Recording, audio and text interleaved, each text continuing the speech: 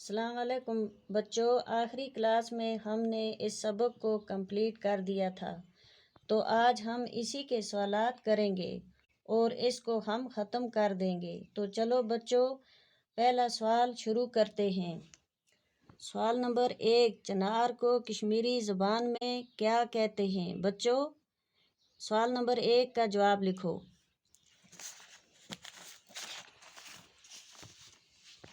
سوال نمبر 1 کا جواب، چنار کو کشمیری زبان میں بونی کہتے ہیں۔ کیا کہتے ہیں؟ اپنی رف کاپی پر نوٹ کرو۔ چنار کو کشمیری زبان میں بونی کہتے ہیں۔ لکھ دیا بچوں۔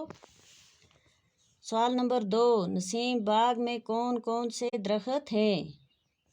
سوال نمبر 2 کا جواب لکھو بچوں۔ نسیم باغ میں چنار کے درخت ہیں۔ کیا ہیں؟ نسیم باغ میں چنار کے درخت ہیں۔ چلو بچوں، سوال نمبر 3، چار چناری کہاں ہے؟ سوال نمبر 3 کا جواب لکھو بچوں۔ چار چناری ڈل کے بیچوں بیچ میں ہے۔ کہاں ہے؟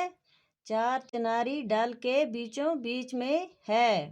سوال نمبر 4، چنار کے پتے کس کام آتے ہیں؟ لکھا بچوں کاپی اپنی پر، چنار کے پتے کس کام آتے ہیں؟ سوال نمبر 4 کا جواب لکھو بچوں۔ چنار کے پتے کوئلہ بنانے میں کام آتے ہیں۔ کس کام آتے ہیں؟